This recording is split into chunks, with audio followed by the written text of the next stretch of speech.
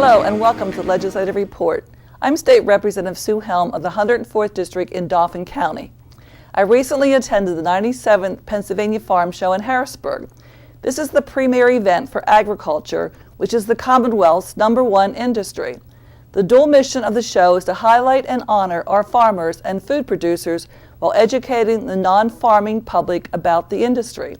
Let's take a few minutes to hear about some current farming issues from the Secretary of the Pennsylvania Department of Agriculture, George Gregg. Today at the 97th Farm Show, I'm here with Secretary Gregg, the Secretary of Agriculture. How's the show going this year? It's going great. Last year we broke all attendance records, and this year it looks like, knock on wood, that we are going to break last year's attendance record. And that's great. I know last year when we talked, it was just at the very beginning of the show. Now you have one totally under your belt and almost another one. So I'm glad the attendance up must be doing something right there. Yes, it's a great place to showcase agriculture. And, a lot of people come here for tradition. They've been coming every year for a lot of years. This is the 97th, and there's a lot of history, a lot of heritage here. And any kind of agriculture that you want to look at, you can see here. I know right behind us is the butter sculpture, and it talks about PA preferred. This year we passed the legislation that with the PA preferred check mark. Tell me a little bit about the butter sculpture and what that check mark means to us. Well, the butter sculpture is made in PA. It makes a difference. That's the theme of this 97th Pennsylvania Farm Show. And it does make a difference when you buy local, and that's what we are promoting. The PA prefers is buying Pennsylvania products. And when people purchase PA preferred products, they're buying local. The money stays in local communities, and it circulates in local communities and promotes our local farmers. You know, I'm so impressed when I go in the grocery store now, and I often do see this. I walk in, right in the front door is the stand with PA preferred products. And naturally, I walk over to them and I buy what I find there. I think it's wonderful that happens. So I appreciate you helping us get that into the grocery stores. I'm sure we'll continue to do that. Is that a market plan? Yes, it is. It just makes sense because, we use less energy, less transportation costs when we buy local. And it promotes Pennsylvania products, which is great. Talking about farms, another bill we passed in the legislature this year had to do with inheritance tax. And that's something I know farmers are so happy that was passed. Can you tell us about that bill? That is huge for Pennsylvania farmers. Being a farmer myself, I know that I've known farmers that have inherited farms, young farmers that have inherited farms, and they've had to sell part or all of the farm to pay the property tax. So now the next generation will be able to reinvest that money into their operation, making it more viable, more profitable, instead of paying that inheritance tax. That is the one bill that I've had thank yous from so many farmers, so I know how important it is to them. The Pennsylvania Ag Department, they do so many things that I think the average person, including I didn't used to know that you did. In the summer, we often have bugs out there, and we don't have as many as we do, and the Ag Department sprays for these creatures that are in the air? Well, we don't really spray, but we do have the Pennsylvania Invasive Species Committee. I had that up, and we do a lot of research on insects, the stink bugs, a lot of the walnut twig beetles, and a lot of Asian longhorn beetles. So we do a lot of research, and we do a lot of experiments on trying to eliminate some of these pests. Well, we're glad that you do that. Now, back to the farm show, I think several years there we didn't have the large equipment. This year walking through, I felt like I was back home. We have this large equipment again. I saw the kids crawling over it. I mean, they have to be supervised, but they were still enjoying this large equipment. And I even learned a lot. I know what a tractor is, but then I saw a combine. I thought, let me walk over there. What's the difference between a tractor and a combine? So then you have these screens that talk all about it, tell you what it is. So I think that's great. And I was walking up to the farm, inside the farm show, and I saw these two trophies that said 2012. So you must have won some trophies. So tell me about that. Yeah, you're talking about the today's agriculture exhibit. We won an international award for the judge's choice for the Today's Ag exhibit. That exhibit portrays what modern agricultural barns look like. So if you go in through that barn, you'll see chickens that are in cages, just like they would be on modern farms, and there's hog pens, just like modern farms, and cattle stalls, free stalls, just like in modern agricultural barn. Now, we got the award for the educational effect because we have so many people that go through there, and we educate those people on modern agricultural practices. It gives the people who come here who are not the non-farmers the opportunity to see where their food comes from and how it's produced. And it's just been a great exhibit. And the large equipment that you talked about, it has a lot to do with the ag transportation bills that you helped pass.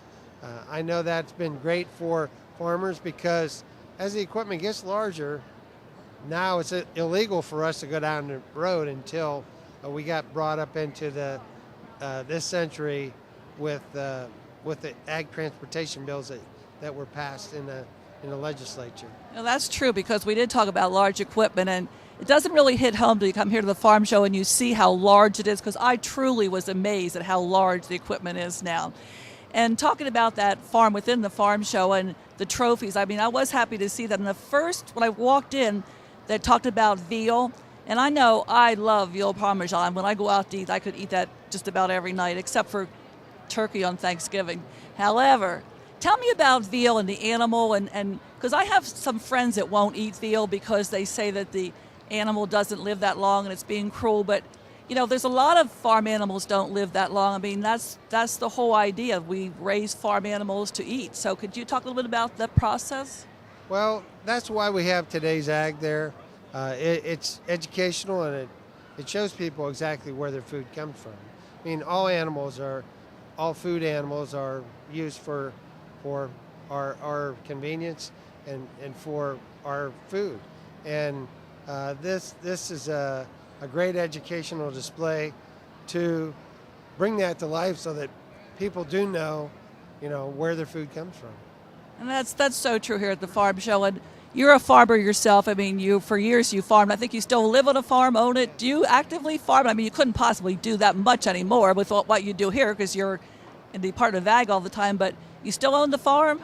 We still own a 650-acre farm. My brother and I are in partnership, and I spend as much time as I can, which isn't much now, but we do still grow crops, 300 acres of soybeans, and a lot of different crops on the farm. But my brother does most of the work now. In a couple years, you'll be back, right? But tell me what do you see in the future of agriculture? What's going to happen in the future? Everything changes, and obviously ag's come a long way, but what is happening for the future? I think that Pennsylvania is prepared for the future in agriculture. Ag is alive and well in Pennsylvania, and we're prepared by farmland preservation. We have almost 500,000 acres in farmland preservation. And during the Corbett administration, we will be going over the 500 million or 500,000 acres in farmland preservation. So we have that. We're already 5th in the nation in dairy production, and we're in the top 10 in so many I can't even mention them all. But I think that ag is so diversified in Pennsylvania. Each county is different. Each county has its own niche, and there's just so many opportunities in agriculture. And I think a lot of it is because of our proximity to the large population centers of the United States. We're within an 8-hour drive of a major portion of the population of the United States, and that gives us a big market for our ag products. So Pennsylvania is an important state. That's what we're saying. And also the Ag Committee in the House of Representatives is a committee that we all want to be on. So far I haven't been lucky enough to be picked to be on it, but maybe someday I'll make it. The one thing that the Department of Ag does is the dog laws.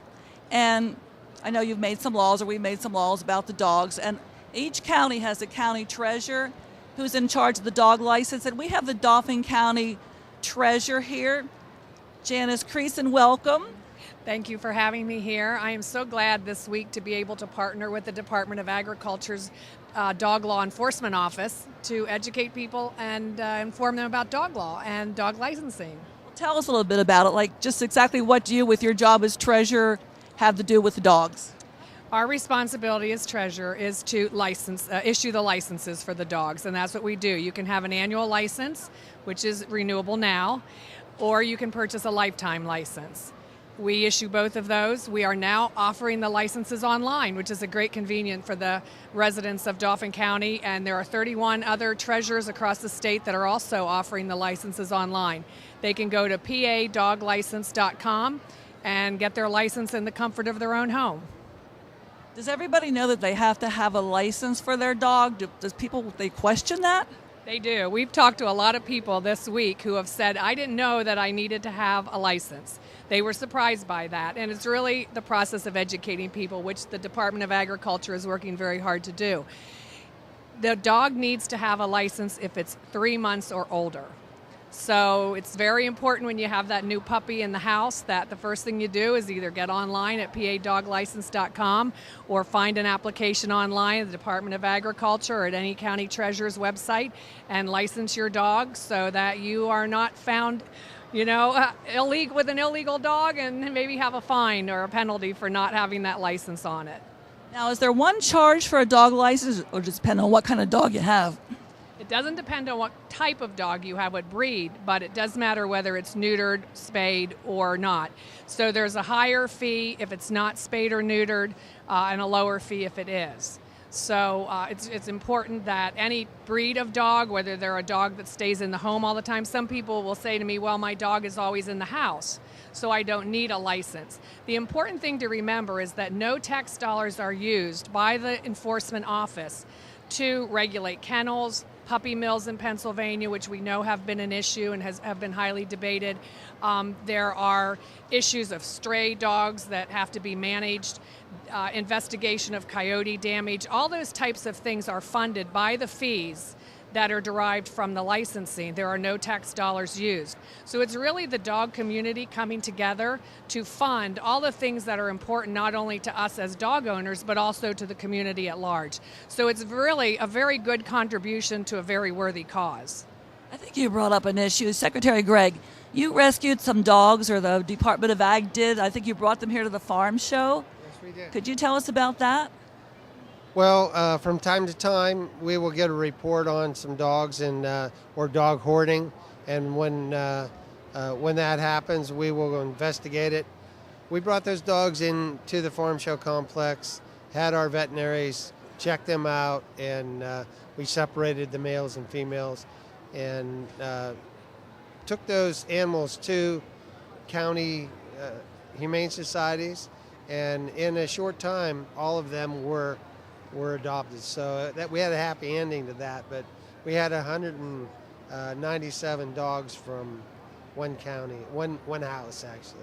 Wow, well, I wonderful. I heard you did that. I thought it was a great service and appreciate that you helped do that. And as part of our Department of Agriculture display this year, we have a dog warden with a dog in the corner of our display. So we're here to bring awareness to the dog licensing issue and to the fact that we oversee dog law.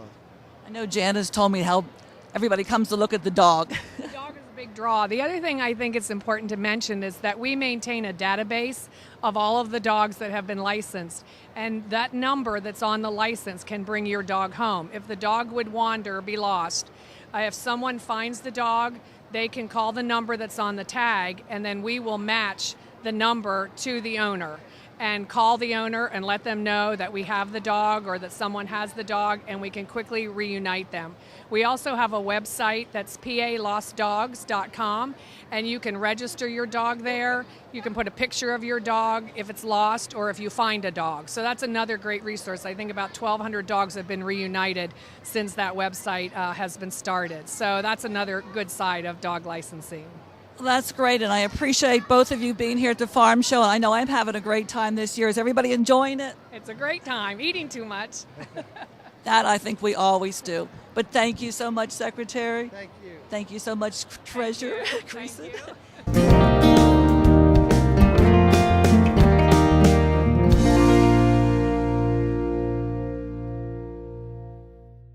We're here at the 97th Farm Show with Ashley Shaw. And Ashley, tell me, you just became a new title holder. What's that title? Yes, I did. I just became the 2013 Pennsylvania Lamb and Wool Queen. Well, that's exciting. Tell me, how did you get to be the queen? Well, I actually raised Leicester Longwool sheep, so I have several of those, and I've been very active in the fiber industry for quite some time now and willing to learn, so I would like to take this year to promote the lamb and wool industry. So did you get to travel across Pennsylvania? Yeah, I'm going to go to a bunch of different events throughout the year, all across Pennsylvania, and of course my reign started here at this year's farm show. And how old are you? I'm 20 years old. And tell me, are you in school now, or what are you doing right now as far as being other things at the farm show? I'm currently at Delaware Valley College for agribusiness. I'm in my junior year, actually. Well, that's interesting. So what are you learning there? Well, I'm currently just studying agribusiness and trying to pursue my dream of owning a fiber mill one day. So all in conjunction at the same time, expanding our family-owned yarn shop to include a fiber mill as well. So you have a yarn shop now, your parents do? Yeah, my mom and my grandmother opened up a yarn shop called Knitter's Dream several years ago, and now I would like to become more involved in that as well. I know you've been involved with fibers for a long time because I think when I first met you were in the fleece to shawl contest. Now you're grown up and you're in the sheep to shawl contest. So sort of tell me about how you got in the fleece to shawl and then you moved on to sheep to shawl. Well, I actually became interested in the fiber industry through Angora rabbits, and I joined a fiber club. And the kids in the fiber club wanted to participate in the fleece to shawl, and I've been coming back ever since. And now I'm here at the sheep to shawl this year. And last year you didn't come first, but you were very close to being first. What number were you last year with your shawl? In the sheep to shawl, we got, I believe, fourth place, and we also got the fleece award. Okay, well, I remember last year was really, really pretty. I didn't get to actually see when they were auctioned off, but now you're making one today, which is also very colorful. And what's the name of your group here today? We are Just a Little Twisted. Okay, so you're just going to twist the yarn here a little bit, but that's very pretty. And then I believe it's around 7 o'clock when they auction them off? Yeah, I believe it's about 6:30. So anyone can come from the public and bid on it, and then the money. Do you get all the money when they're auctioned off? The teams get the money. Some of it, I believe, goes to the scholarship fund, but then we get the rest of the money and we can do what we want with it. We're planning on donating what we get to a food bank, and as many other teams do, they donate it. Wow, I never knew you have donated. That's really great. Yeah. Now, how many team members are on your team?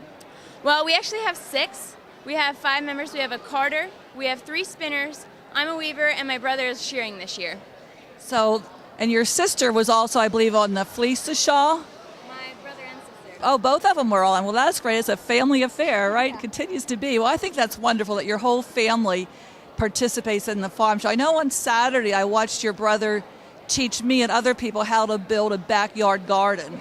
And every year I try and plant tomato plants, and some year I get good ones and other years I don't, but I'm always interested. But I found him extremely interesting, and I thought, I love spaghetti squash, and I think he planted some spaghetti squash, at least it looked like that to me, so I thought, that's what I'm going to do this coming summer, so that was great. So just tell me a little bit about, growing up and just what made you really get interested in coming to the farm show. Were your parents very instrumental in this? My parents actually didn't grow up on a farm, weren't very involved with 4-H or the agriculture industry. We came here probably around when I was 10 years old, and I saw a lady in the rabbit room spinning off of an Angora rabbit, and from that day I said, I need to have one of those. So then we enrolled in 4-H, and I've been involved since. Now we do livestock, we do market animals, the fleece to shawl, fiber animals, and family living, 4-H opportunities events. So we're very heavily involved. I think a lot of people think if you don't live at a farm, you can't belong to 4-H, but that's not really true, is it? No. A lot of people have asked me, the beginning of my reign so far, have I always grown up on a sheep farm? And they're always shocked when I tell them no. You don't need to live on a sheep farm. You just need to have some experience with a sheep or fiber 4-H or FFA project. You don't need to grow up on a farm, be super heavily involved, but you have to have some experience and understanding about it. So anyone can do it. Well, I think that's really great. I know we have a 4-H extension in Dauphin County, so if I have people, watching this show that would like to know about 4-H, please call my office and we'll give you the details. But Ashley, I think you're wonderful. I've watched you grow up through the farm show and the many different things you've done, and just have a great year this year with your title and enjoy it. And good luck with your shawl today. I hope you win. Thank you. We'll just be happy to finish.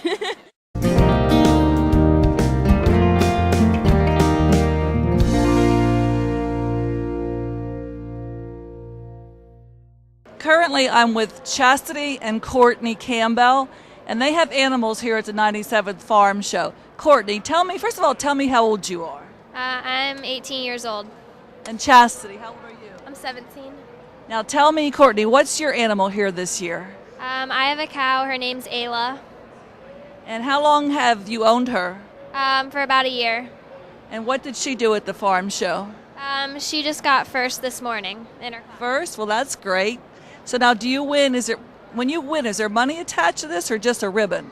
Just a ribbon for this show. Okay. Well, that's really great display, right? Okay. And Chastity, tell me, what do you have here? I had 2 pigs here earlier this week. And what happened with the pigs? They both got 5th place in the show, so they both made sale, so I sold them on Tuesday afternoon. Okay. And are you both coming back next year? Oh, yeah. You coming back next year? Yep, it should be. So are you in FFA or FHA or anything like that? Yep, we're in FFA. And tell me, what do you do in the club? You basically do fundraisers, I don't know, I think that animals at a whole bunch of different shows. Does everyone learn how to speak? Like you have to do public speaking? Yeah, there's a bunch of speaking contests and I don't know what you call them. There's a whole bunch of different contests you could be in. Okay. And Chastity, have you done public speaking with it? Yeah, I do public speaking every year. I'm in the Senior Prepared Public Speaking Contest every year.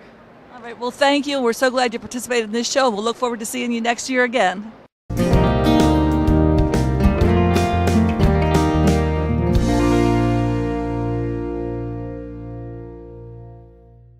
I'm here with Coy Campbell, who just won the Supreme Contest with your cow.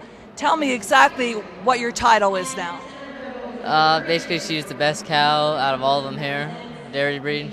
So this cow, wonderful Daphne's her name, right, is the Supreme Championship of this year's farm show. So that's terrific. Tell me all you had to do to prep her to be here today. You gotta bag her right, so have enough milk in her, and clip her top line and clip her all over, and just make her look good. How long have you owned her? For about 6 years. So ever since you got her, you've been thinking about this grand championship status? Yeah.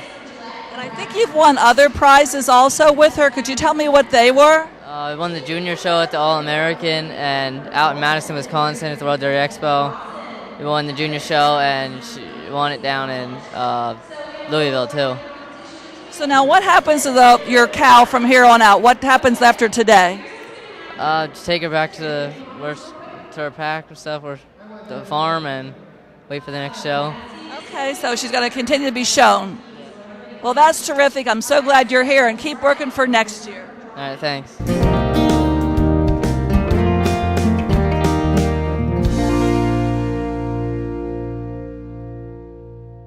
Pennsylvania has more than 150 wineries that contribute more than $2 billion into the economy. To celebrate this important industry, the Farm Show created a brand new event. The Celebrity Grape Stomp featured 2 teams competing to see who could extract the most juice, and I was excited to be asked to take part in this event. Let's take a look at a portion of the contest and see how I did.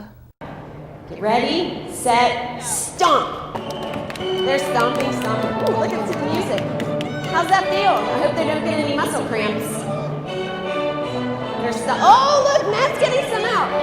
All right, let's go, audience. 10 seconds. 10, 9, 8, 7, 6, 5, 4, 3, 2, 1. Stop. All right. 10, 9,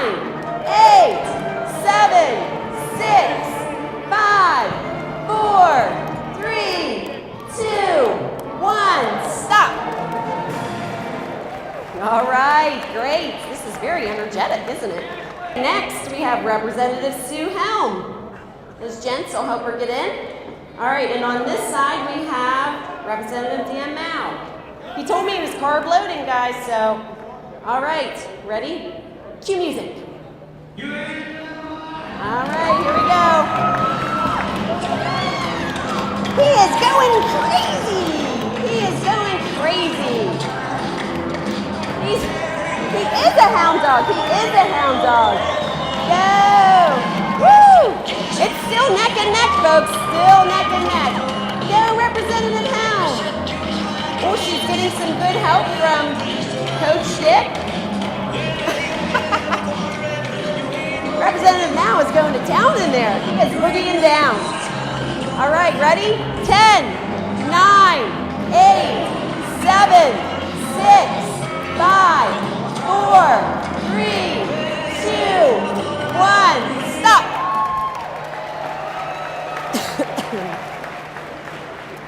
Oh my gosh. I don't know if anybody can see down here, but holy cats. This is stiff competition.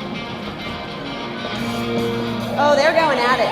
Look, they are no joke, people. No joke. They are serious. Look at them go. Serious, serious. He's pretty strong athletes here, guys. You can help measure. Welcome to the jungle. Now, are we ready? Okay, we're almost ready. 10, 9, 8, 7, 6, 5, 4, 3, 2, 1. Stop. Oh, I think Oh. Let's measure. Secretary, what does it look like there? Coach Jamie says they think he has a higher quality juice. I said that's exactly 3 inches. Exactly 3 inches, according to Secretary Greg. Oh. 4 1/4. 4 1/4. Oh, team 2. Oh, look there, team 2 with us. Let's see, we got Megan. Champions.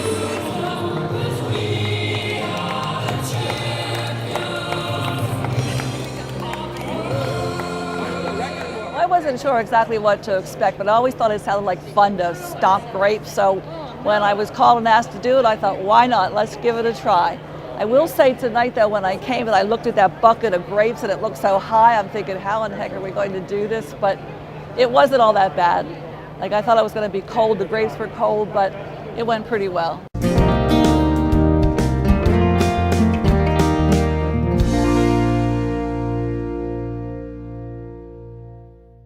So when you're showing dairy animals, the scorecard suggests that what you're up here to do is make the animal look her best. So 90% of what we're trying to do really is making the animal look their best. We want to hold their head up high. We want to keep their back straight and their legs placed underneath them.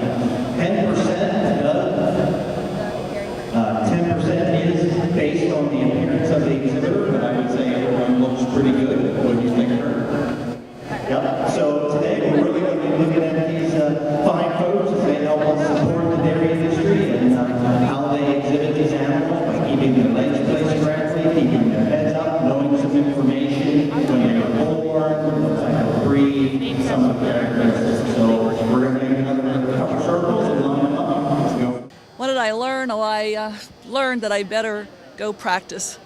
And that I plan to do between now and next year, because I'll be back next year. I'm going to find a farmer in my district and I'm going to practice a little bit.